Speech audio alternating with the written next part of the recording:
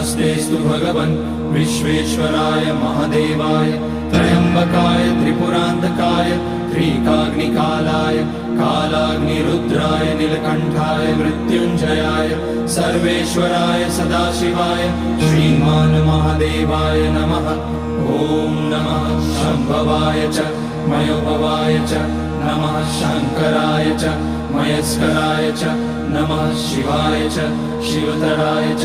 ॐ त्र्यम्बकं यजामहे सुगन्धिं पुष्टिवर्धनम् उर्वारुकमिव बन्धनान् मृत्योर्मुक्ष्यमामृतात्। नागेन्द्रहाराय त्रिलोचनाय भस्माकराय महेश्वराय नित्याय शुद्धाय दिगम्बराय तस्मै नकाराय नमः शिवाय। मन्दाकिनी सलिलचन्दन चर्चिताय नन्दीश्वर प्रणतनाथ